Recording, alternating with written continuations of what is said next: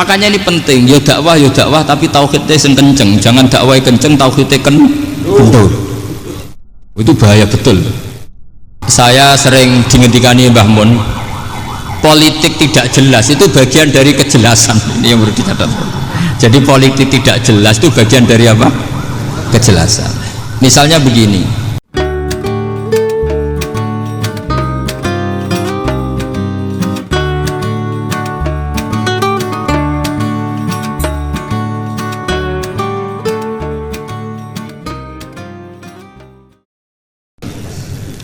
Begini, tapi saya tertarik apa yang dikatakan Kiai Haji Abdul Manan tadi menyangkut kalimat tauhid. Saya ngaji di mana-mana bilang, kalau ngaji itu yang tahqiq itu detail.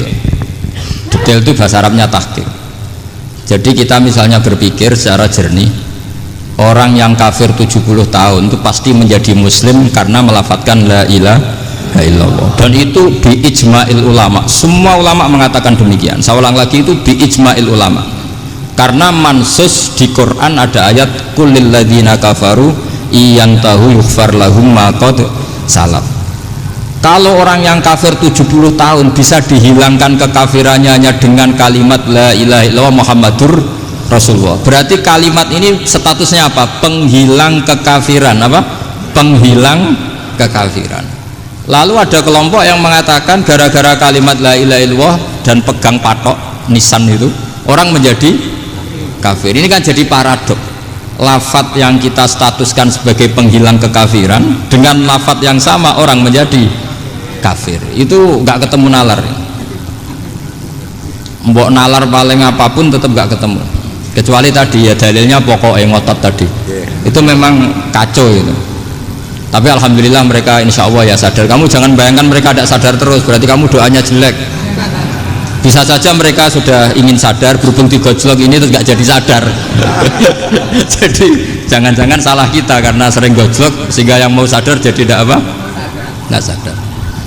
Saya tadi jam 10 sampai setengah 2 masih ngajar di pondok saya ngajar tafsir masih di Rembang sana saya. Terus saya ke Semarang Delalah Muyassar. Ya mungkin agak-agak keramat jadi tetap jam 3:15 saya bisa ketemu Habib Umar Hafid.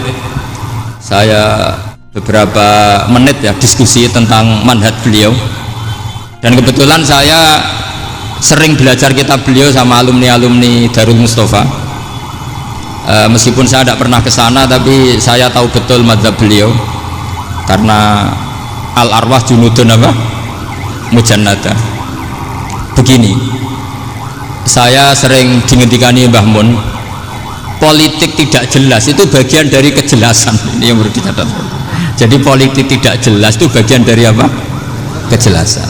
Misalnya begini, siapa yang mengira Khalid bin Walid yang sangat musuhi Rasulullah, dia panglima orang kafir ketika ngalahkan Rasulullah di perang Uhud, akhirnya Khalid bin Walid masuk apa? Islam. Begitu juga Wahsy, qatilu ahabbin nasi ila Rasulillah, pembunuh Said Hamzah, akhirnya juga masuk Islam. Begitu juga Abu Sufyan, dia pemimpin besar kafir Mekah ketika perang Badar, ketika perang Khandaq, akhirnya juga Islam dan menjadi mertua Rasulullah Shallallahu Alaihi Wasallam.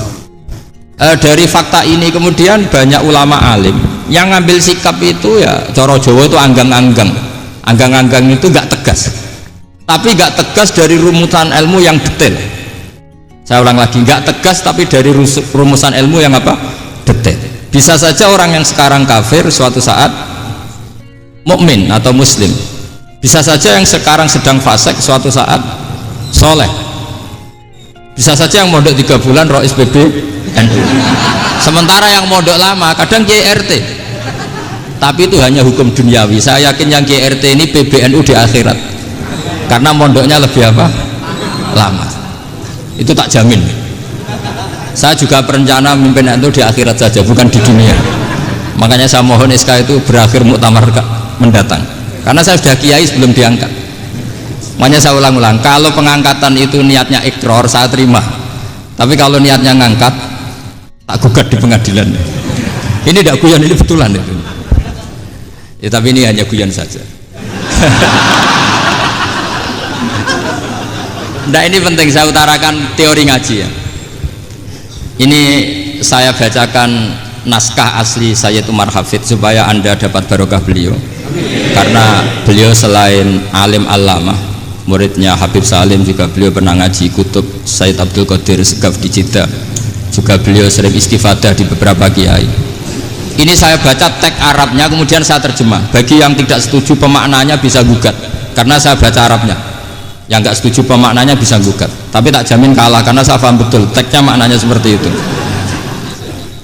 Logikanya tadi ya, ketika Rasulullah ngambil sikap tegas kepada Qatilu Hamzah yaitu Wahsy, dan ketika Rasulullah ngambil sikap tegas pada orang-orang yang mengalahkan beliau di perang Uhud, kaifa yuflihu qaumun fa'alu bi anbiya'ihim hakadha, bagaimana mereka jadi orang benar atau orang yang dapat kebahagiaan kalau mereka perlakuannya seperti Nabi seperti ini, yaitu Nabi sujawajjuh masyhur wa kusirat ruba, yaitu Nabi itu wajahnya terluka, gigi serinya tanggal.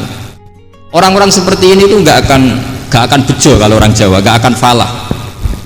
Tapi apa yang terjadi? Allah menurunkan ayat laisa laka minal amri syai'un aw yatuba 'alaihim aw yu'adzibahum. Muhammad itu bukan wilayah kamu ngecap orang, menstigmasi orang itu tidak wilayah kamu. Saya bisa saja mengampuni mereka atau menyiksa saya itu atau menyiksa mereka itu wilayah saya, kata Allah.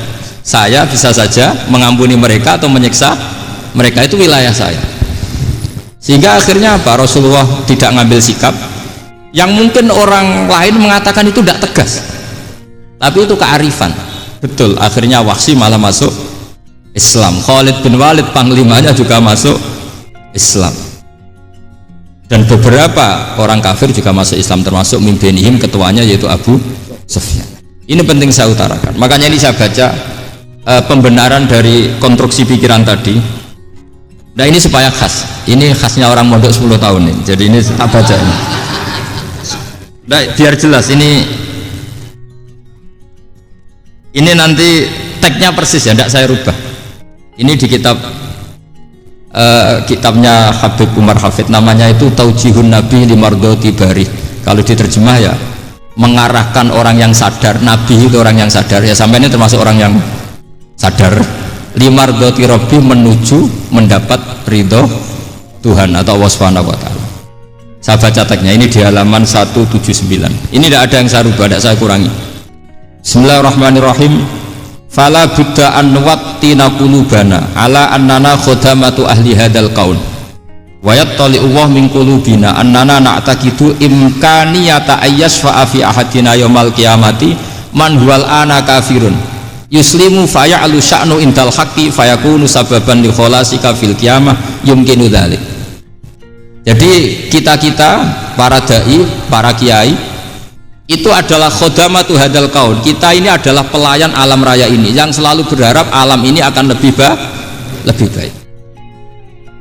Orang yang sekarang sedang kafir bisa saja nanti yang nyafaati kamu di akhirat, yaitu mereka masuk Islam lalu Islamnya lebih serius, akhirnya punya hak syafaat. Sementara kamu Islam mulai kecil tapi biasa-biasa saja seperti ini, mulai dulu ngaji terus sama Ki Abdul Manan, nggak pernah yang ngisi ngaji, itu artinya nggak ada perkembangan. Makanya saya nggak ingin ngaji lagi, karena saya ingin perkembangan Anda nanti tukang mengisi, bukan yang diisi.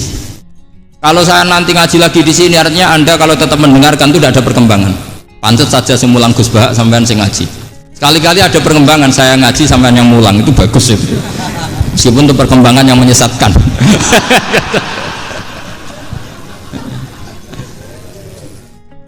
Ini penting saya utarakan. Ini dawuhnya Sayyid Umar ya. Orang yang sekarang sedang kafir bisa saja orang ini nanti nyafaati kamu, yaitu beliau orang ini Islam, kemudian Islamnya serius, maka punya hak syafaat. Sementara kamu Islamnya biasa-biasa saja. Itu masyhur kayak Sayyidina Umar. Sayyidina Umar Islam di hari itu langsung makomnya makom yang a'la, sehingga mengalahkan yang sudah Islam lebih lama. Karena Islamnya Umar itu menjadi izzatul Islam betul. Makanya jangan benci orang tegas teman-teman, kadang ya ada baiknya. Abu Bakar itu sudah Islam tapi layinal janib, orangnya santun. Kalau dipisoi orang yang menengahi lah, kira-kira seperti itu. Begitu juga Bilal, Ammar, Suhaib. Singkat cerita, Rasulullah itu sering dibully ya, sering disiksa orang-orang kafir. Rasulullah berharap, wah kalau yang Islam gini terus repot. Melihat Umar ini petarung, Di pasar Uka dia dapat uang itu kalau tarung, menangan. Kata Rasulullah, kalau ini yang Islam ya bagus. Beliau berdoa, Allahumma aizal Islam bi Umar. Itu kira-kira 2 hari dari doa beliau, Umar masuk Islam. Itu pertama masuk Islam itu orang-orang kafir diparani. Kalau kamu ganggu Rasulullah Muhammad tak bunuh. Semenjak itu orang kafir yang gentenan sembunyi. Sehingga kata para mereka yang Islam selalu jaya mut aslama Umar, ketika Umar masuk Islam. Itu dalam 1 hari Islam itu Rasulullah sudah ngendikan Umar yang Islam sehari ini imannya kalau ditimbang separuh ahli dunia masih unggul sama Islamnya Umar.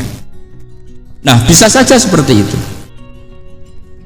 Jadi saya minta sama teman-teman yang mencintai ilmu, tidak tegas itu bagian dari ketegasan dalam ilmiah, karena kita ini tidak mengendalikan dunia, tidak mengendalikan hidayat, hanya Allah piyambak yang ngasih hidayat. Maka sikap kita laisalaka minal amri syai'un aw yatuba alaihim aw yu'adzibahum. Rasulullah yang ahabbul khalqi ilallah saja tidak boleh tegas karena semuanya potensi itu ada.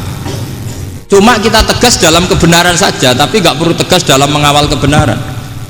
Kenapa demikian? Karena Islam ini agama yang akan dijaga Allah ila yaumil. Yang jaga Islam bukan PBNU, bukan PP Muhammadiyah, bukan kiai. Yang menjaga Islam namun Allah Subhanahu wa ta'ala. Makanya Sayyidina Umar itu kalau disuruh mikir Islam itu gak mau betul. Masyhur itu dalam tarikh-tarikh. Umar mimpin itu sukses, banyak futuhat. Singkat cerita akhirnya orang tuh kelangenan, wah kalau Umar meninggal kayak apa.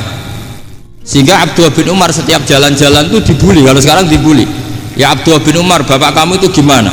Sudah sepuh mau meninggal kok tidak suksesi. Kalau saja ada orang penggembala kemudian meninggalkan kambingnya di hutan, kamu anggap orang yang mudoyi enggak, menyanyiakan kambing itu enggak? Ya iya, kata Abdullah bin Umar. Apalagi amru hadil umat ini mau ditinggal gelanggang, nanti suatu saat Umar meninggal, boyo suksesi supaya jelas. Logika itu diaturkan ke Umar radhiyallahu anhu, ke Sayyidina Umar. Pertama Umar agak tertarik dengan logika itu. Lama-lama beliau marah. Tidak jadi.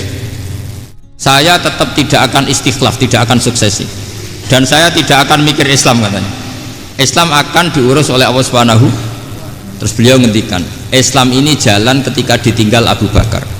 Bahkan ketika ditinggal ahabbul khalqi ilallah akramul khalqi indallah, yaitu Rasulullah Muhammad sallallahu alaihi wasallam. Coba Islam dulu dipimpin Abdul Qadir ketua wali, dipimpin wali songo, dipimpin orang top. Sekarang dipimpin mondok 3 bulan jalan. Karena Islam yang ngatur Allah Subhanahu wa ta'ala. Jadi ini penting. Lo coba ustadz tuh banyak yang nggak bisa ngaji loh. Tapi ya laku ya nggak masalah. Lo saya kemarin di Korea seminggu. Itu TKI jadi khotib, ada yang jadi mufti, ada yang jadi suriah. Itu ada yang di sana jadi suriah, pulang ke kampung angon kambing lagi. Loh itu teman saya kenal. Suriah Korea. Iya suriah Korea tapi. Artinya gini, bahkan masjid semua yang di Korea itu didirikan oleh TKI dan TKW. Mereka digerakkan Allah untuk mikir agama, karena agama ini milik Allah. TKI saja mikir. Makanya ini penting, ya dakwah tapi tauhidnya sing kenceng, jangan dakwah kenceng tauhidnya kendor. Itu bahaya betul. Saya ulang lagi ya, ini dawuh Habib Umar. Jadi kata beliau, fala budda an wattina qulubana, kita harus yakin seyakin-yakinnya bahwa semua kemungkinan itu mungkin. Makanya masyhur dalam tarikh ketika kafir Quraisy mau disiksa oleh para malaikat karena mereka sering menyakiti Nabi, kata Nabi gimana? Jangan. Saya berharap kalau bapaknya tidak mukmin, suatu saat anaknya mukmin. Masyhur dalam tarikh. Musuh Nabi besar siapa? Walid bin Mughirah. Punya anak Khalid bin Walid. Abu Lahab punya anak Darrah, itu mukminah yang baik. Abu Jahal punya anak Ikrimah, itu mukmin yang baik. Di Indonesia lebih hebat lagi. Bapaknya raiso maca Quran, anaknya hafid. Bapaknya utun ratamat SD, anaknya jadi dekan. Di Indonesia banyak orang nggak siapa-siapa, anaknya jadi presiden, anaknya jadi menteri. Artinya jangan karena bapaknya kafir kamu nganggep anak turunnya pasti selalu kafir. Teori itu sudah salah zaman Rasulullah. Yaitu Walid akhirnya punya anak Khalid, Abu Lahab punya anak Darrah. Terus siapa? Abu Jahal punya anak siapa? Ini penting saya utarakan karena dakwah kalau terlalu semangat nanti kalau menghilangkan tauhid bahaya. Tetap innal huda huda. Uni Soviet kayak apa? Mengkooptasi negara-negara sekelilingnya sampai jadi zuni. Tapi apa yang terjadi? Uni Soviet yang runtuh, persemakmurannya semua rata-rata jadi negara apa? Islam, kayak Uzbek, kayak Ceknya, kayak apa-apa. Karena agama ini diurus Allah. Sehingga kalau dalam, tapi kamu ngitmai agama nggak apa-apa. Makanya istilahnya Habib Umar, khodamah itu pelayan, nggak apa-apa. Kita ngitmai agama itu nggak apa-apa. Dengan ngitmai terus mikir nggak apa-apa. Tapi jangan mikir yang merasa kalau kita mati, wah nanti agama ini kukut karena saya mati. Kamu itu siapa? Agama Islam ini tidak pernah dipasrahkan kamu. Diurus oleh Allah Subhanahu wa Ta'ala sendiri. Sehingga ketika Wali Songo meninggal, agama ini tambah kuat sampai sekarang. Kecil saya itu kalau pengajian susahnya bukan main, harus izin sana sini. Sekarang setiap pengajian polseknya datang, polresnya datang, nggak ada intel, nggak ada apa. Padahal kiai dulu sama kiai sekarang itu kira-kira alim mana? Raden Kiai dulu. Mbah Hasyim Asy'ari itu ngarang kitab sampai dibaca di Yaman. Saya sering baca juga kitab beliau, Risalatu Ahli Sunnah wal Jamaah. Kiai sekarang mau terjemah aja kadang salah memahami. Tapi ya Islam tetap jalan karena Islam ini dikawal, dijaga oleh Allah Subhanahu